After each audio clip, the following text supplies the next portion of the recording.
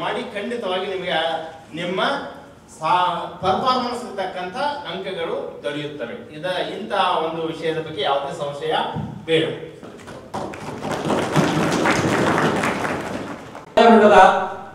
ಅಣಕು ಸಂಸ್ಥೆ ಸ್ಪರ್ಧೆ ಇದೀಗ ಆರಂಭವಾಗುತ್ತಿದೆ.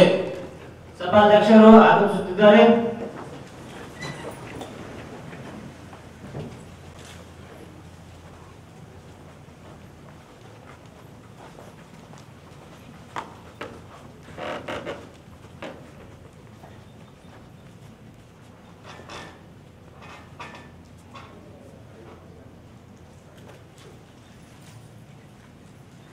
ವಂದೇ ಮಾತರಂ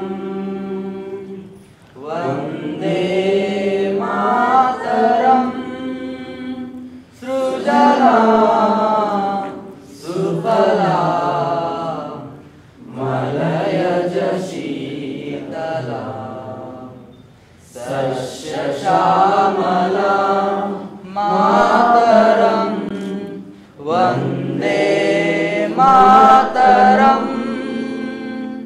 ವಂದೇ ಮಾತರಂ ಶುಭ್ರಜೋತ್ಸ್ನಾ ಪುಲಕಿತಯಾಮಿನಿ ಪುಲ್ಲಕುಸುಮಿತ ದ್ರುಮದುಳ ಶೋಭಿನಿ ಸುಹಾಸಿನಿ ಸುಮಧುರ ಭಾಷಿಣಿ ಸುಖದಾಂ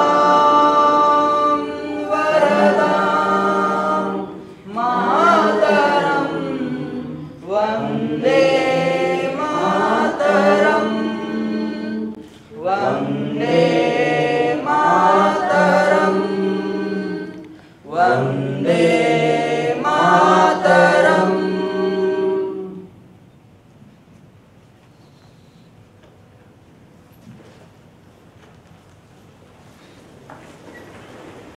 ಪ್ರತೀಕ್ಷಣ ಶುಭ ಮುಂಜಾನೆ.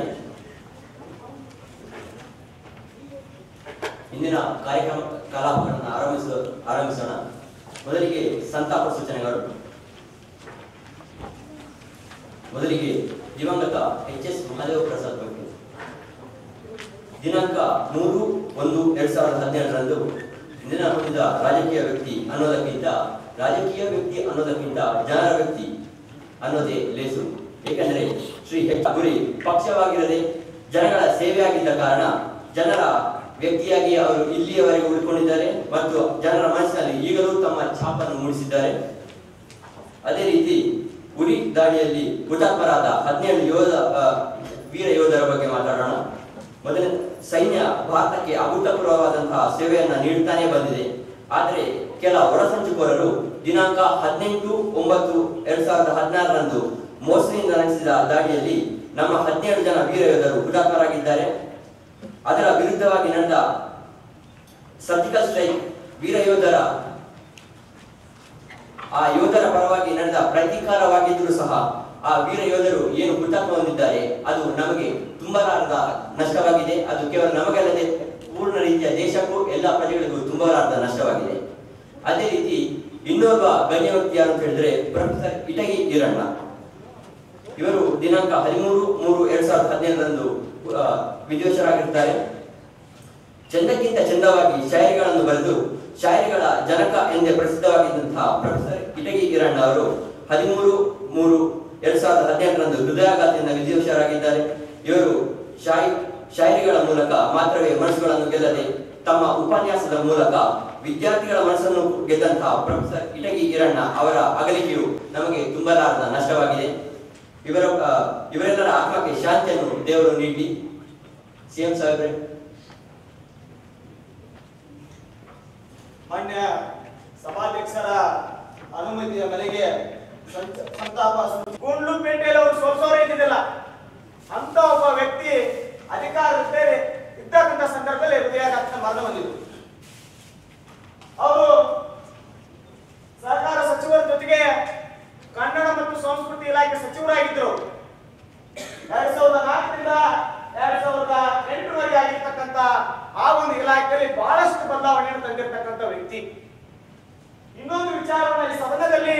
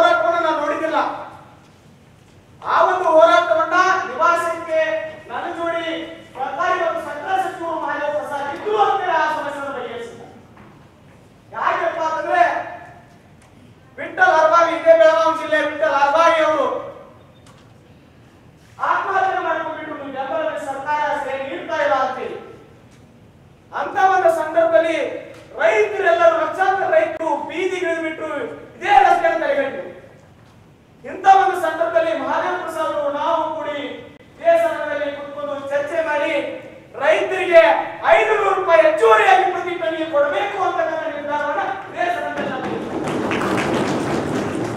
ಅಂಗವಾಗಿ ಸರ್ಕಾರಕ್ಕೆ 500 ಕೋಟಿ ರೂಪಾಯಿ ನಷ್ಟ ಆಯ್ತು. 500 ಕೋಟಿ ರೂಪಾಯಿ ಸರ್ಕಾರದ ಆರ್ಥಿಕ ಇಲಾಖೆಗೆ ನಮ್ಗೆ ಏನಾಯ್ತಂದ್ರೆ ಬಹಳಷ್ಟು ತೊಂದರೆ ಆಯ್ತು.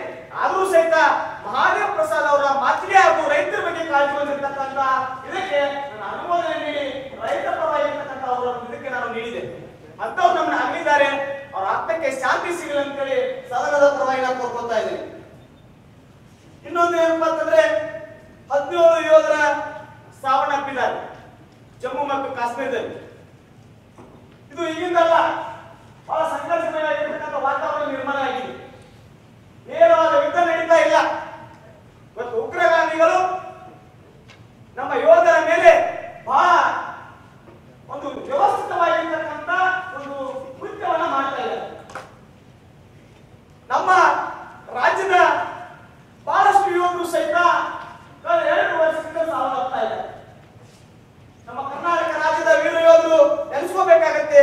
ಅದರ ಜೊತೆಗೆ ಈ 17 ಯೋಧರ ಜೊತೆಗೆ ಸಂದೀಪ್ ಪುಂಡಿಕೃಷ್ಣ ಅವರು ಮುಂಬೈ ಅಟ್ಯಾಕ್ ಆಗಿರ್ತಕ್ಕಂಥ ಸಂದರ್ಭದಲ್ಲಿ ಯಾವ ರೀತಿಯಾಗಿರ್ತಕ್ಕಂಥ ಒಂದು ಇದು ಮಾಡಿದ್ರು, ಹೋರಾಟವನ್ನು ಮಾಡಿದ್ರು.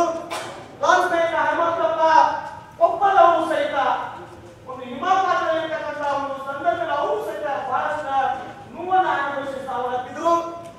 ಈ 17 ಯೋಧರಿಗೆ ನಾವು ಸ್ವತಂತ್ರಪೂರ್ವಕ ಸಂತಾಪವನ್ನು ಸೂಚನೆ ಮಾಡ್ತೀವಿ.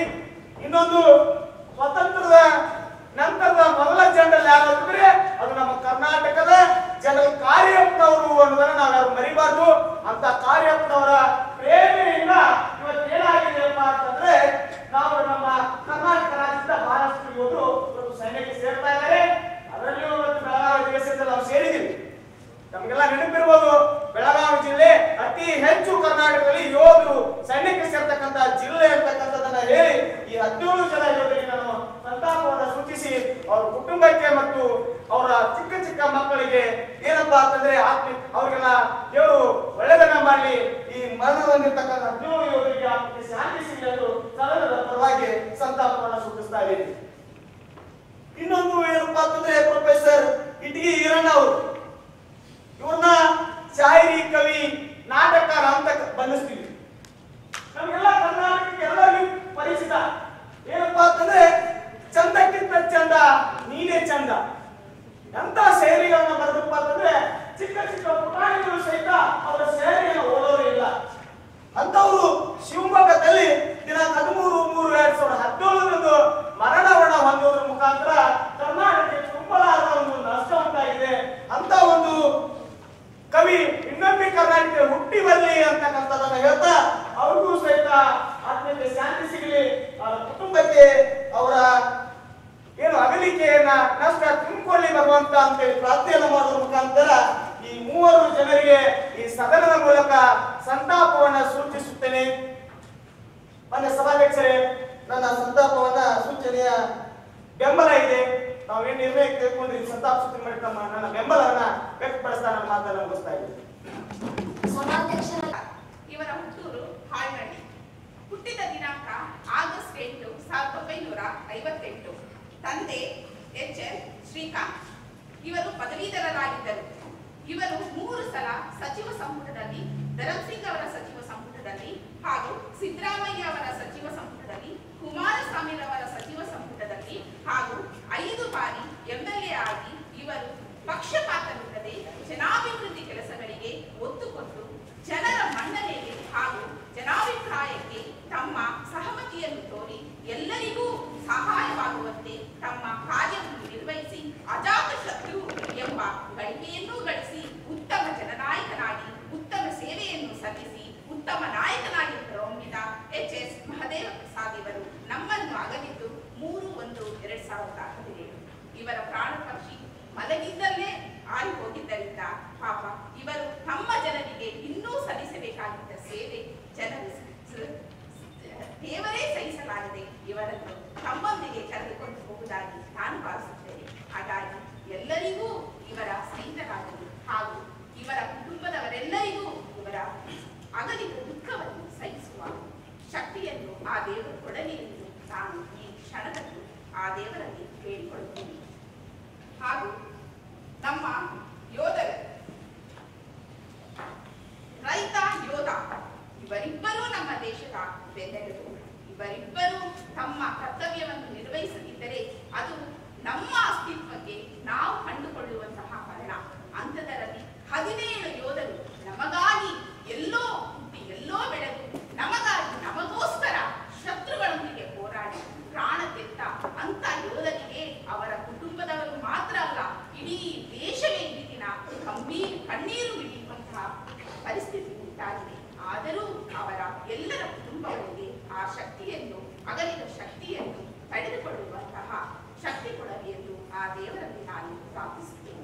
ಹಾಗೆ ಮತ್ತೊಬ್ಬ ಪ್ರೊಫೆಸರ್ ಇಟಗಿ ಈರಣ್ಣ ಶಾಯಿರಿ, ಇವರು ಸಹ ನಮ್ಮನ್ನು ಅಗಲಿದ್ದು ಈ ಕ್ಷಣದಲ್ಲಿ ಅವರ ಕುಟುಂಬದ ಸದಸ್ಯರೆಲ್ಲರಿಗೂ ಆ ಶಕ್ತಿಯನ್ನು ತಾಳುವ ಶಕ್ತಿಗೆ ಆ ದೇವರು ಕರುಣಿಸಲಿ ಎಂದು ನಾನು ಈ ಕ್ಷಣದಲ್ಲಿ ಆ ದೇವರಲ್ಲಿ ನನ್ನ ಕರ್ತವ್ಯ ಪ್ರಾರ್ಥನೆಯನ್ನು ಒಂದು ನಿಮಿಷ. ಗಣ್ಯ ವ್ಯಕ್ತಿಗಳ ಗುರುತಿಸಲು ಆದಷ್ಟು ಬೇಗ ಚಿಕ್ಕದಾಗಿ ತಾವು ತಮ್ಮ ಸಂತಾಪ ಸೂಚನೆ ಹೇಳಬೇಕು. ಚಾಮರಾಜನಗರ ಜಿಲ್ಲೆಯ ಗುಂಡ್ಲುಪೇಟೆಯಲ್ಲಿ ಜನಿಸಿದ್ದಾರೆ. ಬಡ ರೈತ ಕುಟುಂಬದಲ್ಲಿ ಜನಿಸಿದ್ರು ಕೂಡ ವಿದ್ಯಾರ್ಥಿ ಜೀವನದಲ್ಲಿ ಹಲವಾರು ಸಂಘಟನೆಗಳ ಮೂಲಕ ಹಲವಾರು ಯೋಜನೆಗಳನ್ನು ರೂಪಿಸಿಕೊಳ್ಳುವುದರ ಮುಖೇನವಾಗಿ ರಾಜಕೀಯಕ್ಕೆ ಧುಮುಕಿದ್ರು. ಸತತ 5 ಬಾರಿ ಗುಂಡ್ಲುಪೇಟೆ ವಿಧಾನಸಭಾ ಕ್ಷೇತ್ರದಿಂದ ಶಾಸಕರಾಗಿ ಆಯ್ಕೆಯಾಗ್ತಾರೆ. ಹಲವಾರು ಸಂದರ್ಭಗಳಲ್ಲಿ ಸರ್ವ ಸಮಸ್ಯೆಗಳನ್ನು ಕೂಡ ಬಗೆಹರಿಸಿ ಕ್ಷೇತ್ರದ ಸರ್ವತೋಮುಖ ಅಭಿವೃದ್ಧಿಗೆ ಕೂಡ ಶ್ರಮಿಸಿದಂತಹ ಹೆಗ್ಗಳಿಕೆ ಅವರದ್ದು. ಕನ್ನಡ ಮತ್ತು ಸಂಸ್ಕೃತಿ ಇಲಾಖೆಯ ಸಚಿವರಾಗಿ ಕೂಡ ಕಾರ್ಯವನ್ನು ನಿರ್ವಹಿಸಿದ್ದಾರೆ. ಅಜಾತ ಶತ್ರು ಅನ್ನುವಂತಹ ಒಂದು ಹೆಗ್ಗಳಿಕೆಗೆ ಪಾತ್ರರಾಗ್ತಾರೆ. ಸೋಲಿಲ್ಲದ ಸರದಾರ ಅನ್ನುವಂತಹ ಹೆಸರನ್ನು ಕೂಡ ಹೊಂದುತ್ತಾರೆ. ಇಂತಹ ಶಾಸಕರಾಗಿದ್ದಂತಹ ಸಂದರ್ಭದಲ್ಲಿ ಹಲವಾರು ಕಾರ್ಯವೈಖರಿಗಳು ಇವರದ್ದು ಪ್ರಶಂಸನಾರ್ಹವಾಗಿರುವಂತಹದನ್ನು ಕಾಣ್ತೇವೆ. ಇನ್ನು ಕಾರ್ಯಕಲಾಪದ ವಿಚಾರಕ್ಕೆ ಬಂದಾಗ ಯಾವುದೇ ಆಡಳಿತ ಪಕ್ಷ ಅಥವಾ ವಿರೋಧ ಪಕ್ಷ ಅನ್ನೋದನ್ನು ನೋಡದೆ ಎಲ್ಲರಿಗೂ ಕೂಡ ಸಮಾನವಾದಂತಹ ಅವಕಾಶವನ್ನ ಕೊಟ್ಟು ಸರ್ವರನ್ನು ಕೂಡ ಸಮಾನ ರೀತಿಯಲ್ಲಿ ನೋಡಿದಂತಹ ಹೆಗ್ಗಳಿಕೆ ಕೂಡ ಅವರದ್ದು. ಇವರು ಜನವರಿ 3, 2017 ನಮ್ಮೆಲ್ಲರನ್ನ ಕೂಡ ಅಗಲಿರ್ತಾರೆ. ಪ್ರಾಯಶಃ ಇವರ ಒಂದು ತಮ್ಮ ಜೀವನವನ್ನೇ ನಮ್ಮೆಲ್ಲರಿಗೋಸ್ಕರ ಮುಡಿಬಿಟ್ಟಂತಹ ಅವರಂತ ಹೇಳ್ಬಹುದು. ಇವರ ಅಕಾಲಿಕ ಸಾವನ್ನಂಥದ್ದು ಈ ಕೇವಲ ಈ ಕ್ಷೇತ್ರಕ್ಕೆ ಮಾತ್ರ ಅಲ್ಲ, ರಾಜ್ಯದ ಇಡೀ ಜನತೆಗೆ ನಷ್ಟವನ್ನ ಕೊಟ್ಟಿರ್ತಕ್ಕಂಥದ್ದು. ಭಗವಂತ ಅವರ ಅಗಲಿದಂತಹ ಆತ್ಮಕ್ಕೆ ಚಿರಶಾಂತಿಯನ್ನ ಕಾಣಿಸ್ಲಿ ಅನ್ನುವಂಥದ್ದನ್ನು ಕೇಳ್ತಾ, ಬಹಳಷ್ಟು ಪ್ರಖರವಾಗಿ ಹೊಳಿತಾ ಇರ್ತಕ್ಕಂತಹ ಬೆಳಕು ತತ್ತರಿಸಿ ಹೋಗಿದೆ, ಕತ್ತಲಾಗಿದೆ ಸುತ್ತಮುತ್ತ. ಯುಗಾಂತರದಿಂದ ಕಾಯ್ತಾ ಇದ್ದೇನೆ, ಮತ್ತೆ ಹುಟ್ಟಿ ಬರುವರೆ ಆ ಚೈತನ್ಯ ಅನ್ನುವಂತಹ ಮಾತಿನೊಂದಿಗೆ ಸರ್ವೇಚ್ಛನ ಹಾಸುಗಿನ ಬಂತು. ವಿರೋಧ ಪಕ್ಷದವರಿಗೆ ಅವಕಾಶ ಕೊಡೋಣ.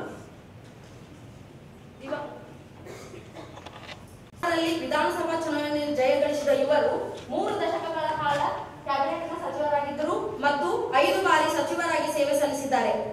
ಮಹದೇವ್ ಪ್ರಸಾದ್ ಅವರು ಹೊಂದಾಣಿಕೆ ರಾಜಕಾರಣದಲ್ಲಿ ಹೆಸರುವಾಸಿ. ಯಾರೊಂದಿಗೂ ಹಗೆತನ ಬೆಳೆಸಿಕೊಂಡ ನಿದರ್ಶನವಿಲ್ಲ.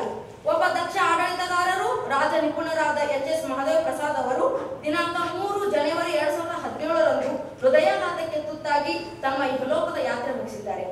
ಭಗವಂತನು ಅವರ ಆತ್ಮಕ್ಕೆ ಶಾಂತಿ ನೀಡಲಿ ಮತ್ತು ಅವರ ಕುಟುಂಬಕ್ಕೆ ಧೈರ್ಯ ತುಂಬಲಿ ಎಂದು ಸಂತಾಪ ಸೂಚಿಸುತ್ತಾ ಮಾನ್ಯ ಸಭಾಪತಿಗಳ ಸಂತಾಪ ಸೂಚನೆಗೆ ನಾವು ಬೆಂಬಲಿಸುತ್ತೇವೆ. ಮುಂದಿನ ಯೋಧರಿಗೆ ಸಂತಾಪ ಸೂಚಿಸಲು ನಮ್ಮ ಸಹೋದರರು ಹೇಳ್ತಾರೆ. ಸಭಾಪತಿಗಳಿಗೆ ದಿನಾಂಕ 18 ಸೆಪ್ಟೆಂಬರ್ 2016 ಕಾಶ್ಮೀರ ಜಿಲ್ಲೆಯ ಬಾರಾಮುಲ್ಲಾ ಜಿಲ್ಲೆಯ ಉರಿ ಎಂಬ ಪ್ರದೇಶದಲ್ಲಿ ನಮ್ಮ ದೇಶದ ಗಡಿ ಕಾಯುವ ಬಿಎಸ್ಎಫ್ ಯೋಧರ ಮೇಲೆ ನೆರೆ ರಾಷ್ಟ್ರವು ಬೆಳಗಿನ ಮುಂಜಾನೆ 4 ಗಂಟೆಗೆ ನಡೆಸಿದಂತ ದಾಳಿಯಲ್ಲಿ ನಮ್ಮ ದೇಶದ 17 ಯೋಧರು ಸಜೀವವಾಗಿ ದಹನವಾಗಿದ್ದಾರೆ. ಅವರಿಗೂ ಹಾಗೂ ಅವರ ಕುಟುಂಬ ವರ್ಗದವರಿಗೂ ಆ ದೇವರು ದೇವರಿಗೆ ಧೈರ್ಯ ತುಂಬಲಿ ಹಾಗೂ ಅವರ ಕುಟುಂಬ ವರ್ಗದವರಿಗೆ ಧೈರ್ಯ ತುಂಬಲಿ ಎಂದು ಸಂತಾಪವನ್ನು ಸೂಚಿಸುತ್ತೇವೆ.